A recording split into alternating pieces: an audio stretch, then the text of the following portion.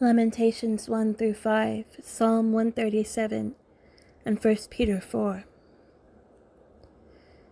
How lonely sits the city that was full of people. How like a widow she has become. She who was great among the nations. She who was a princess among the provinces has become a slave. She weeps bitterly in the night, with tears on her cheeks. Among all her lovers, she has none to comfort her. All her friends have dealt treacherously with her. They have become her enemies. Judah has gone into exile because of affliction and hard servitude. She dwells now among the nations, but finds no resting place. Her pursuers have all overtaken her in the midst of her distress. The roads to Zion mourn, for none come to the festival. All her gates are desolate. Her priests groan. Her virgins have been afflicted, and she herself suffers bitterly. Her foes have become the head. Her enemies prosper, because the Lord has afflicted her for the multitude of her transgressions. Her children have gone away, captives before the foe.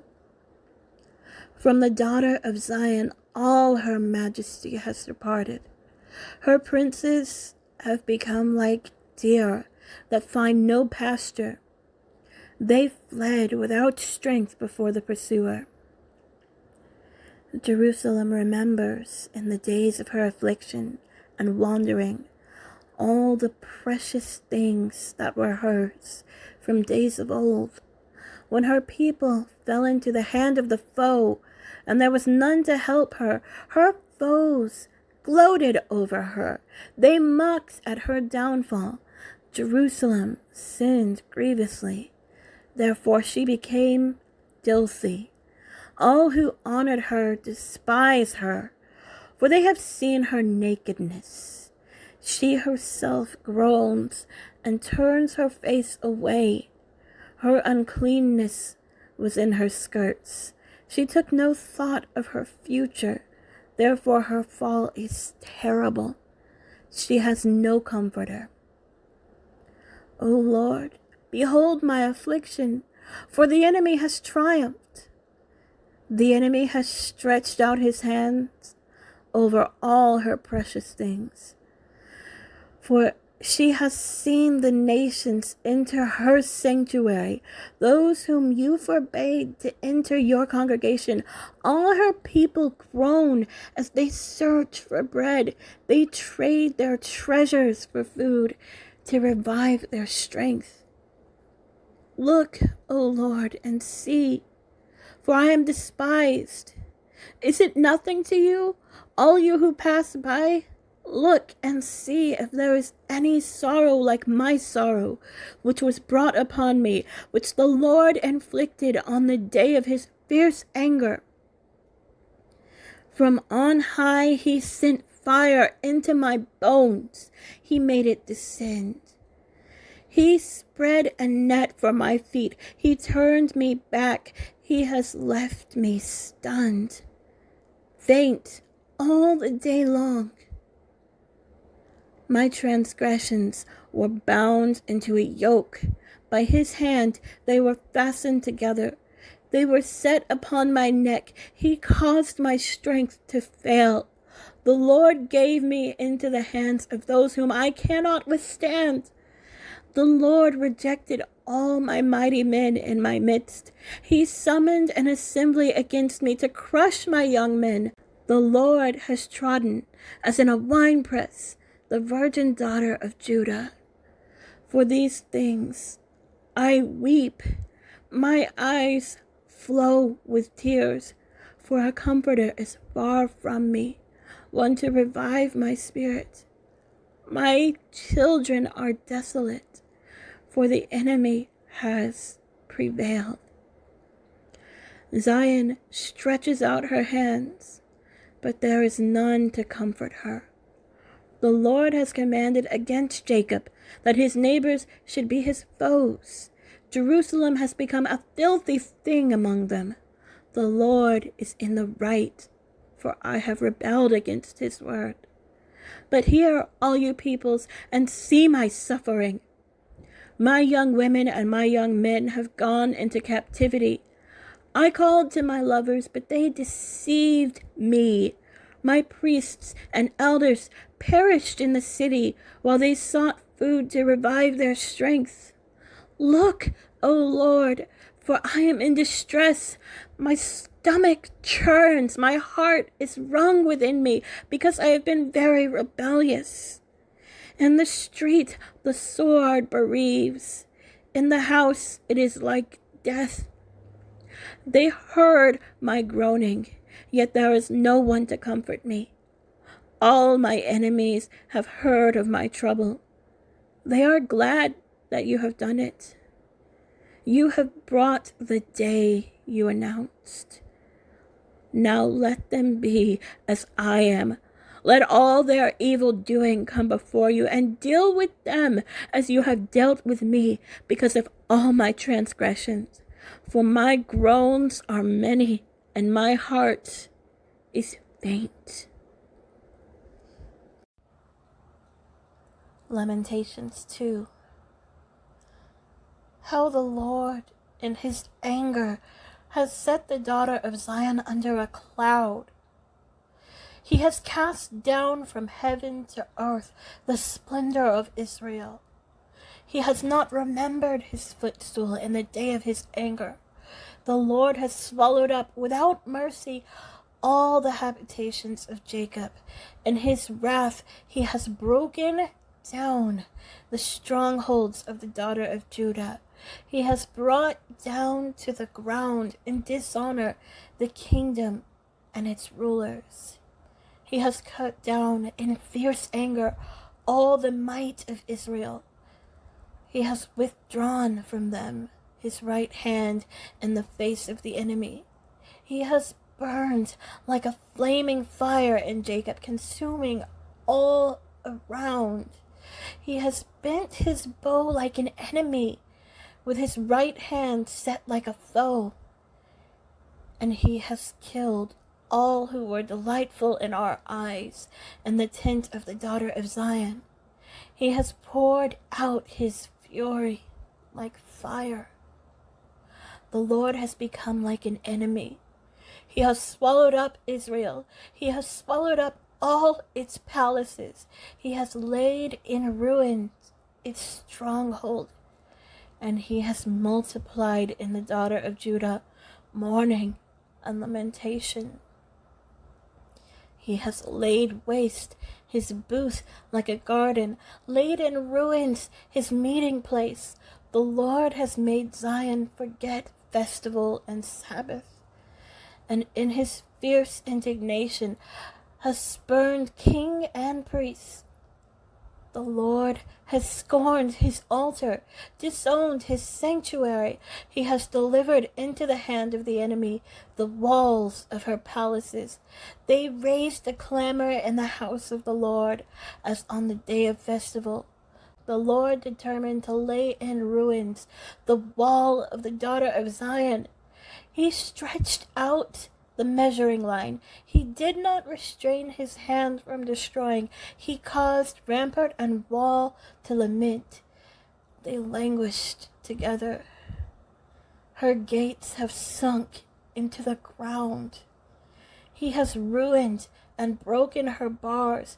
Her king and princes are among the nations. The law is no more, and her prophets find no vision from the Lord. The elders of the daughter of Zion sit on the ground in silence. They have thrown dust on their heads and put on sackcloth. The young women of Jerusalem have bowed their heads to the ground. My eyes are spent with weeping. My stomach churns. My bile is poured out to the ground because of the destruction of the daughter of my people. because infants and babies faint in the streets of the city. They cry to their mothers, "Where is bread and wine?"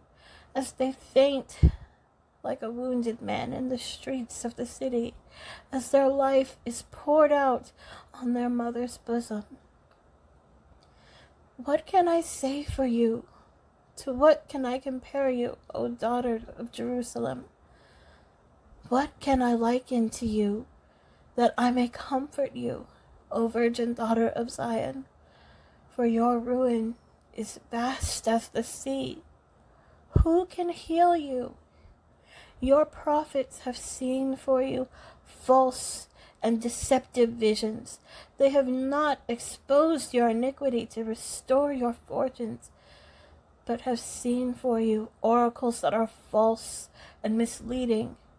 All who pass along the way clap their hands at you. They hiss and wag their heads at the daughter of Jerusalem. In this, the city that was called the perfection of beauty, the joy of all the earth. All your enemies rail against you. They hiss, they gnash their teeth, they cry, "We have swallowed her." Ah, this is the day we longed for. Now we have it. We see it. The Lord has done what he purposed. He has carried out his word, which he commanded long ago. He has thrown down without pity. He has made the enemy rejoice over you and exalted the might of your foes. Their heart cried to the Lord, "O wall of the daughter of Zion, let tears stream down like a torrent. Day and night, give yourself no rest, your eyes no respite.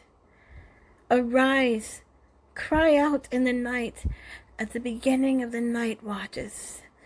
Pour out your heart like water before the presence of the Lord.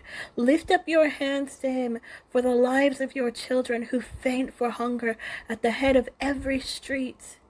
Look, O Lord, and see. With whom have you dealt thus? Should women eat the fruit of their womb, the children of their tender care?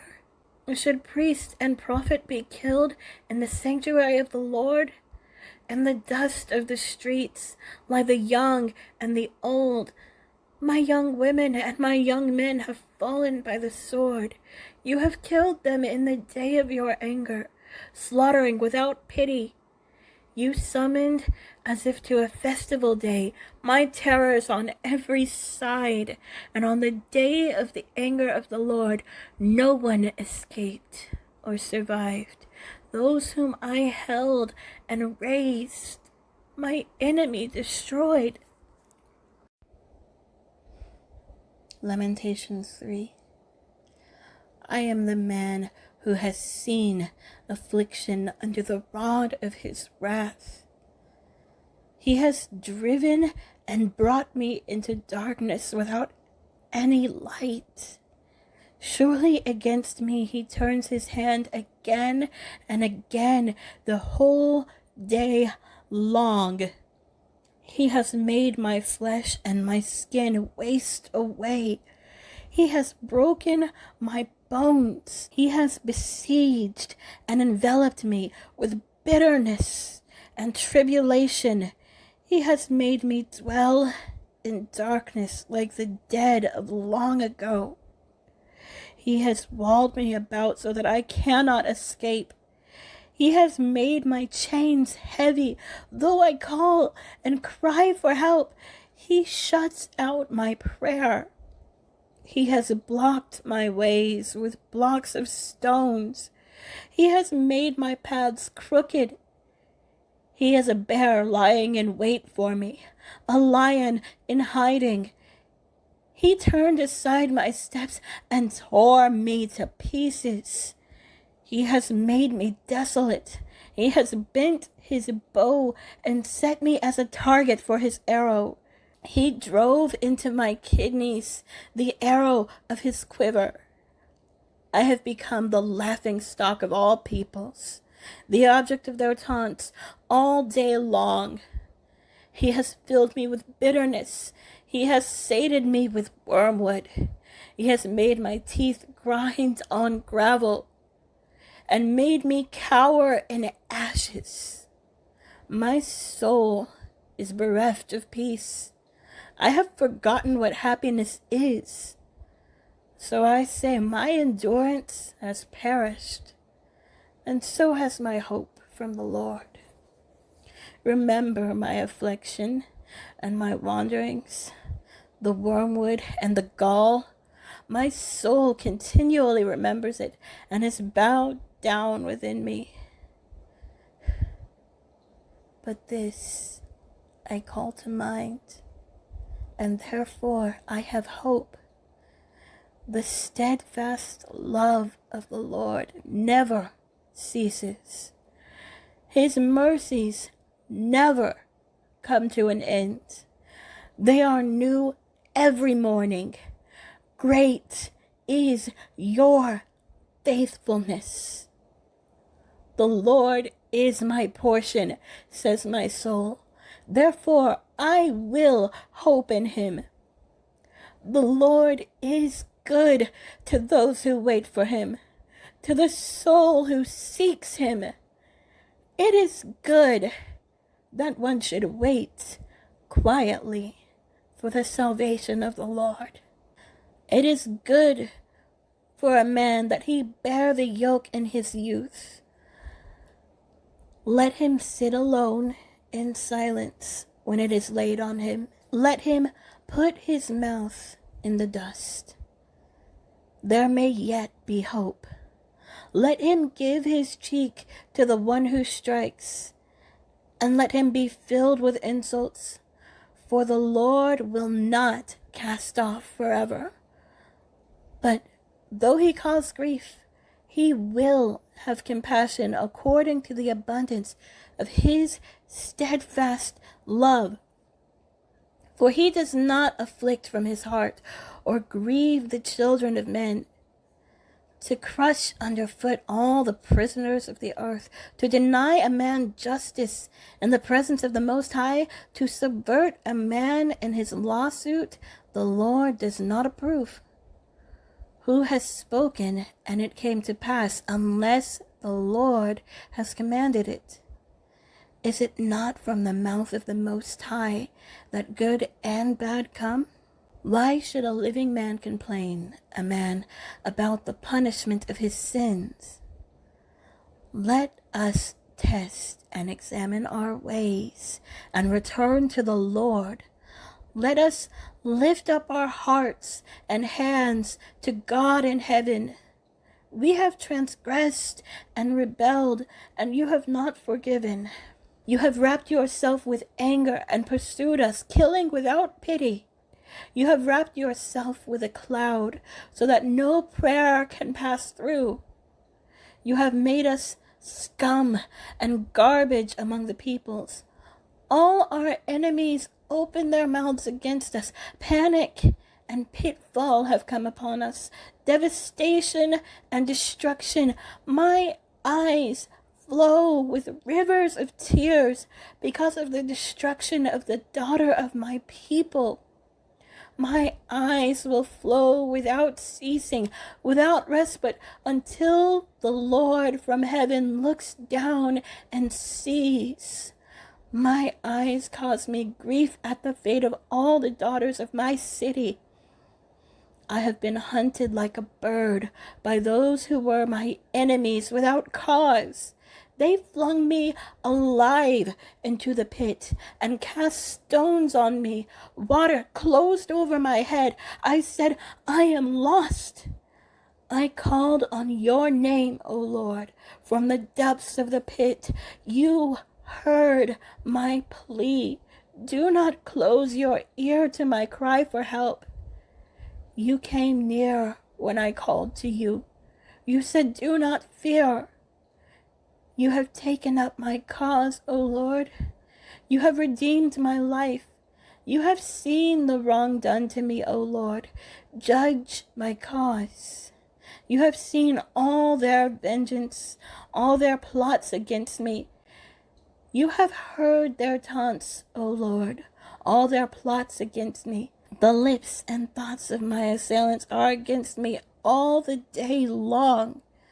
Behold their sitting and their rising. I am the object of their taunts. You will repay them, O Lord, according to the work of their hands.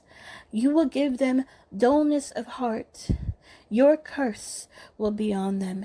You will pursue them in anger and destroy them from under your heavens, O Lord.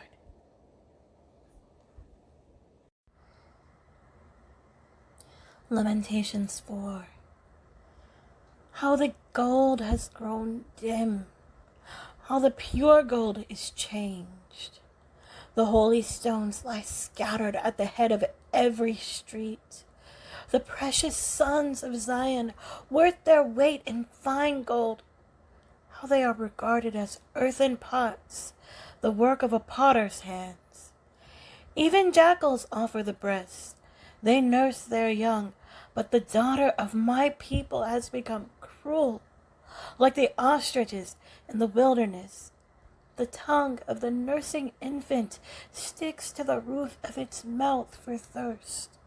The children beg for food, but no one gives to them. Those who once feasted on delicacies perish in the streets. Those who were brought up in purple embrace ash heaps. For the chastisement of the daughter of my people has been greater than the punishment of Sodom, which was overthrown in a moment, and no hands were wrung for her. Her princes were purer than snow, whiter than milk. Their bodies were more ruddy than coral. The beauty of their form was like sapphire. Now their face is blacker than soot. They are not recognized in the streets. Their skin has shriveled on their bones. It has become as dry as wood.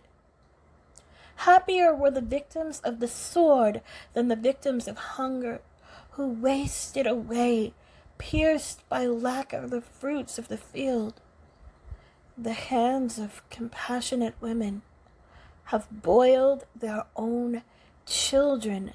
They became their food during the destruction of the daughter of my people. The Lord gave full vent to his wrath. He poured out his hot anger, and he kindled a fire in Zion that consumed its foundations.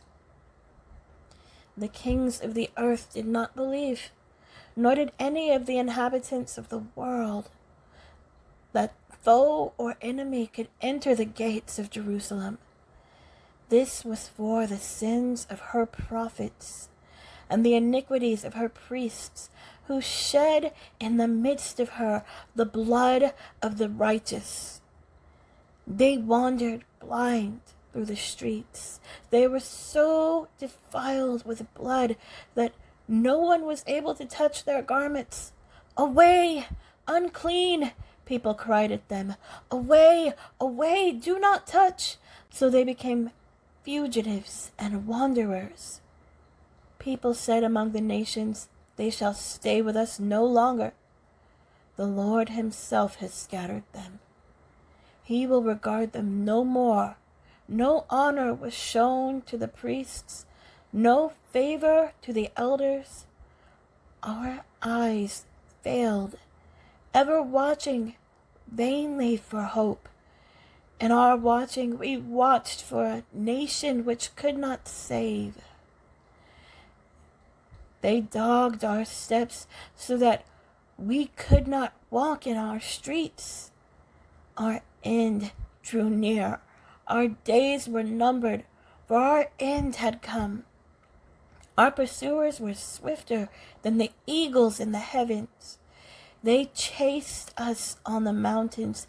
They lay in wait for us in the wilderness. The breath of our nostrils, the Lord's anointed, was captured in their pits, of whom we said, "Under his shadow we will live among the nations."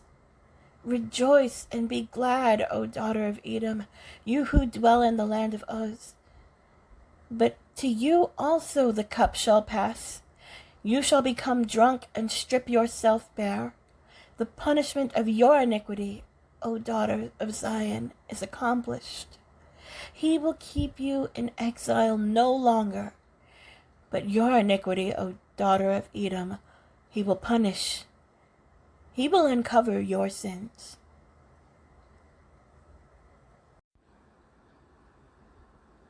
Lamentations 5. Remember, O Lord, what has befallen us. Look and see our disgrace. Our inheritance has been turned over to strangers, our homes to foreigners. We have become orphans, fatherless. Our mothers are like widows. We must pay for the water we drink. The wood we get must be bought. Our pursuers are at our necks. We are weary. We are given no rest. We have given the hand to Egypt and to Assyria to get bread enough. Our fathers sinned and are no more, and we bear their iniquities.